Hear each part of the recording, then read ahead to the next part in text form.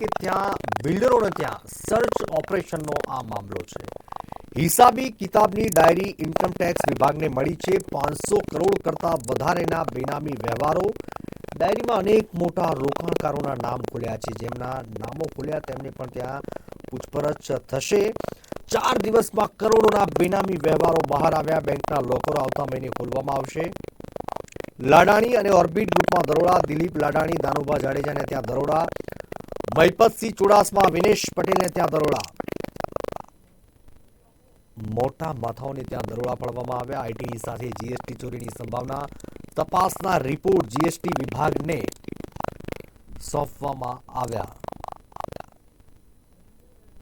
બિલ્ડરોને ત્યાં સર્ચ ઓપરેશનનો મામલો હોય ત્યારે હિસાબ કિતાબની જે ડાયરીઓ છે તે ઇન્કમ ટેક્સ વિભાગને મળી છે।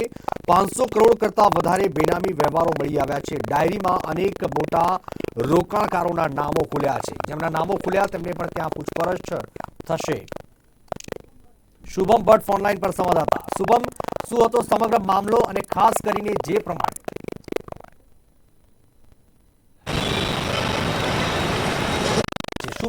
પ્રમાણે સમગ્ર સર્ચ ઓપરેશનનો મામલો છે, શું હતો આ મામલો? હજુ કેવા પ્રકારની કાર્યવાહી થઈ રહી છે? હજુ પણ આગળ કાર્યવાહી માનો કે ચાલુ હોય તો કેવા કેવા મોટા નામો ખુલે તેવી શક્યતા હાલ જોઈ રહ્યા છો આપ? ચોક્કસ જે રીતે વાત કરવામાં આવે તો રાજકોટના સૌથી મોટા કહી શકાય મોટા ગજાના બિલ્ડર અને ઉદ્યોગપતિ એવા ઓર્બિટ ગ્રુપ અને લાડાણી ગ્રુપ ઉપર છે આઈટી એટલે કે આયકર વિભાગ દ્વારા છે આજથી 4 દિવસ પૂર્વે છે તે દરોડા પાડવામાં આવ્યા હતા। રાજકોટ શહેરની જ જુદી જુદી 30થી 35 જેટલી ઓફિસો, મકાનો અને રહેણાંક વિસ્તારોની અંદર છે આ દરોડા છે તે પાડવામાં આવ્યા હતા। 100થી વધુ આઈટીના કર્મચારીઓ દ્વારા છે તે સર્ચ ઓપરેશન છે તે ચાલી રહ્યું હતું। 4 દિવસ 5 દિવસના અંતે છે તે આ સર્ચ ઓપરેશનની અંદર એક મોટી ઘટના છે તે સામે આવી છે। ઓર્બિટ ગ્રુપ અને લાડાણી ગ્રુપના જે માલિક છે તેમના ઘરેથી એક ડાયરી છે આ ડાયરી મળી આવી છે। આ ડાયરીની અંદર કરોડો રૂપિયાના વ્યવહારોની માહિતી છે તે હાલ સામે આવી હોય તે પ્રકારની માહિતી છે તે મળી રહી છે। મહત્વનું છે કે અત્યાર સુધીમાં 500 કરોડ રૂપિયા જેટલાની કિંમતનું જે બેનામી હિસાબો છે તે મળી આવ્યા છે અને હવે આ ડાયરી છે તે હાથમાં આવી છે। આ ડાયરીની અંદરથી પણ અનેક મોટા નામો ખુલે તેવી શક્યતાઓ છે તે હાલ સેવાઈ રહી છે। મહત્વનું છે કે આયકર વિભાગ દ્વારા સતત 5 દિવસથી છે આ તમામ જગ્યાઓ ઉપર છે તે સર્ચ ઓપરેશન ચાલી રહ્યું છે। લેપટોપ હોય, મોબાઈલ હોય, હાર્ડ ડિસ્ક હોય, આ તમામ ડેટાઓનો હાલ ઝીણવટ ભર્યો છે તે તપાસ છે તે કરવામાં આવી રહી છે। આવનારા દિવસોની અંદર અહીંયાથી પણ મોટા વ્યવહારોના નામ ખુલે તેવી શક્યતાઓ સેવાઈ રહી છે। મહત્વનું એ છે કે રાજકોટના લાડાણી ગ્રુપ, ઓર્બિટ ગ્રુપની સાથે સંકળાયેલા આ તમામ લોકો છે તેમને ત્યાં હાલ આ સર્ચ ઓપરેશન છે તે ચાલી રહ્યું છે। અત્યાર સુધીમાં 500 કરોડ રૂપિયાના બેનામી હિસાબો છે તે મળી આવ્યા છે। જે આઈટી એટલે કે ઇન્કમ ટેક્સ વિભાગને જે ડાયરી મળી છે આ ડાયરીની અંદર છે જે નામો છે વ્યવહારો રોકડાનો એટલે કે પૈસાનો વ્યવહારો જે થયા છે તે આખા લિસ્ટ છે તે આ ડાયરીમાંથી હવે મળી આવ્યું છે। ત્યારે આવતા દિવસોની અંદર આ વ્યવહારો જેની સાથે થયા છે આ તમામની પણ પૂછપરછ અને તેમને ત્યાં પણ તપાસ પહોંચે તેવી શક્યતા છે તે હાલ સેવાઈ રહી છે। મહત્વનું છે કે આવતા મહિને એટલે કે આ મહિનાના અંત અને આવતા મહિનાની શરૂઆતથી હવે લાડાણી ગ્રુપ અને ઓર્બિટ ગ્રુપ સાથે સંકળાયેલા જે તમામ લોકો છે તેમને ત્યાં જે દરોડા પાડવામાં આવે છે તે તમામના જે લોકરો છે આ લોકરો તપાસવાની કામગીરી પણ આઈટી વિભાગ છે તે હવે શરૂ કરવા જઈ રહી છે। મહત્વનું એ છે કે જ્યારે 500 કરોડ રૂપિયાનો બેનામી વ્યવહારો છે તે મળી આવ્યા છે ત્યારે હવે આવતા દિવસોની અંદર સમગ્ર મામલે ક્યાંક ને ક્યાંક જીએસટી ચોરી પણ થઈ હોય તે પ્રકારની શંકા અને આશંકા જતા હવે આઈટી વિભાગે સમગ્ર રિપોર્ટ છે તે જીએસટી વિભાગને સુપ્રત કર્યો છે અને આવતા દિવસોમાં જીએસટી વિભાગ પણ સમગ્ર મામલે હવે તપાસ આદરશે। મહત્વનું એ છે કે લાડાણી અને ઓર્બિટ ગ્રુપ સાથે સંકળાયેલા 30થી 35 જેટલા જે ઉદ્યોગપતિઓ હોય કે બિલ્ડરો હોય તેને ત્યાં તપાસ છેલ્લા 5 દિવસથી છે તે ચાલી રહી છે। અત્યાર સુધીમાં 500 કરોડ રૂપિયાના બેનામી હિસાબો છે તે હાલ સામે આવ્યા છે અને એક ડાયરી મળી આવતા હવે આ આંકડો ક્યાંક ને ક્યાંક મોટો થાય તેવી શક્યતાઓ પણ હાલ સેવાઈ રહી છે. જી મહત્વની બાબત અત્યારે એ છે શુભમ, આઈટીની સાથે ક્યાંક ને ક્યાંક જીએસટી ચોરીની સંભાવનાઓ પણ વ્યક્ત કરવામાં આવી છે અને આપે કહ્યું કે માર્ચ એન્ડિંગ પતે પછી એટલે કે નેક્સ્ટ મંથથી ક્યાંક ને ક્યાંક લોકરો પણ ખોલવામાં આવે તેવી શક્યતાઓ છે અને ખોલાશે. શું લાગી રહ્યું છે?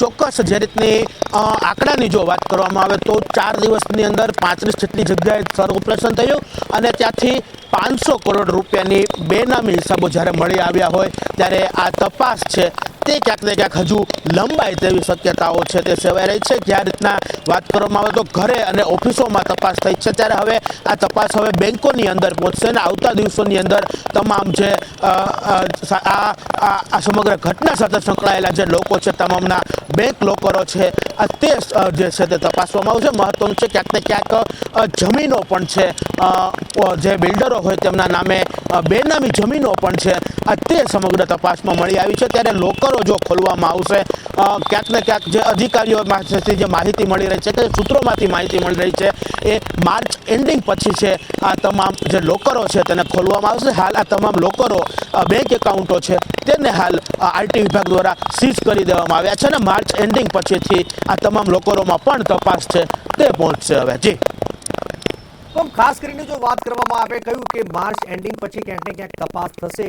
શું લાગી રહ્યું છે, આ તપાસ લંબાશે કે કેમ? કેટલા દિવસ ચાલશે? ક્યાં ક્યાં થશે? કઈ કઈ જગ્યાએ થશે? મોટા માથાઓના નામ ક્યાંક ને ક્યાંક સામેલ હોય તેવું ક્યાંક ને ક્યાંક જોવા મળી રહ્યું છે.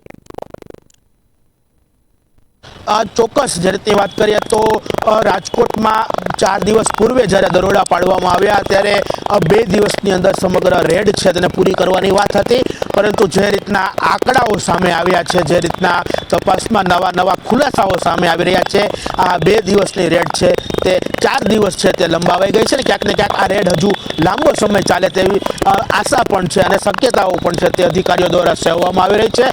ત્યારે આગામી સમયમાં જો આ રેડ લાંબી ચાલે છે તો જે રીતના ઓર્બિટ ગ્રુપ અને લાડાણી ગ્રુપ પોતે જ એક મોટા નામી ગ્રુપો છે, ત્યારે આ નામી ગ્રુપો સાથે સંકળાયેલા અન્ય મોટા માથાઓ છે તેના નામ પણ ખુલે તો નવાઈની વાત નહીં રહે, કારણ કે આગામી સમયની અંદર હજુ આ તપાસ છે તે બહુ લાંબી ચાલે તે પ્રકારનું ઘાટ છે કે તે પ્રકારની સ્થિતિ છે તે હાલ જોવા મળી રહી છે. જી શુભમ, લાડાણી અને ઓર્બિટ ગ્રુપનો મારે ઇતિહાસ જાણવો છે. લાડાણી અને ઓર્બિટ ગ્રુપ શું છે? ક્યાં આમ તો જનરલી રાજકોટનું છે, પરંતુ એનો ભૂતકાળનો અને અત્યારે હાલનો ઇતિહાસ શું છે? ચોક્કસ જે રીતની વાત કરવામાં તો લાડાણી ગ્રુપ છે એ એક બિલ્ડર ગ્રુપ છે અને મહત્વની વાત એ છે કે રાજકોટની અંદર જે સરકાર દ્વારા જે છૂટ આપવામાં આવી છે, હાઈરાઇઝ બિલ્ડિંગો બનાવવાની છૂટ જે છે તે આપવામાં આવી છે, ત્યારે આ છૂટ બાદ સૌથી મોટો પ્રોજેક્ટ રાજકોટમાં છે તે લાડાણી ગ્રુપ છે તે લઈને આવી રહ્યો છે. તે માટેની જમીન છે તેમને ફાળવી દેવામાં આવી છે. 22 માળથી પણ ઊંચી ઇમારત છે તે લાડાણી ગ્રુપ છે તે બનાવી રહ્યું છે. ત્યારે બીજી તરફ તેમનું જ એક અન્ય ગ્રુપ એટલે કે ઓર્બિટ ગ્રુપ છે. આ ઓર્બિટ ગ્રુપ પણ વર્ષોથી રાજકોટની અંદર ઉદ્યોગો સાથે સંકળાયેલા છે. બેરિંગ હોય, સ્પેર પાર્ટ હોય, આ તમામ વસ્તુઓનો જે છે તે વેપાર છે, તેમનું મેન્યુફેક્ચરિંગ છે તે ઓર્બિટ ગ્રુપ છે તે કરી રહ્યું છે. રાજકોટની અંદર ઓર્બિટ ગ્રુપના 2 જેટલા યુનિટો આવેલા છે. તેમાં કહી શકાય કે વર્ષોથી આ ઓર્બિટ ગ્રુપ દ્વારા વિવિધ પ્રકારના સ્પેર પાર્ટ છે તે હાલ બનાવવામાં આવી રહ્યા છે. મહત્વનું એ છે કે જ્યારે લાડાણી ગ્રુપની જો વાત કરવામાં આવે તો રાજકોટમાં અનેક કન્સ્ટ્રક્શન સાઇટો છે તે લાડાણી ગ્રુપની હાલ ચાલી રહી છે અને સમગ્ર સૌરાષ્ટ્ર અને ગુજરાતની જેના ઉપર નજર છે એવું હાઈરાઇઝ રાજકોટનું પ્રથમ હાઈરાઇઝ બિલ્ડિંગ છે તે લાડાણી ગ્રુપ દ્વારા છે તે બનાવવામાં આવી રહ્યું છે. આ સાથે અનેક પ્રોજેક્ટો છે તે ફક્ત રાજકોટ નહીં પરંતુ સમગ્ર ગુજરાતમાં લાડાણી ગ્રુપ દ્વારા છે તે ચાલી રહ્યા છે. બિલ્ડર લોબીમાં હાલ લાડાણી ગ્રુપ છે તે મોટું નામ છે તે હાલ ધરાવી રહ્યું છે. જી આભાર શુભમ, જાણકારી અને અપડેટ આપવા માટે. અમારા સંવાદદાતા શુભમ ભટ્ટ લાઈવ જોડાયા. તેમણે સ્પષ્ટપણે જણાવ્યું કે મોટા માથાઓને ત્યાં દરોડા પાડવામાં આવ્યા હતા અને આ દરોડાની જે આખી પ્રોસિજર છે, આખી પ્રક્રિયા છે તે લાંબા સમય સુધી ચાલે તો નવા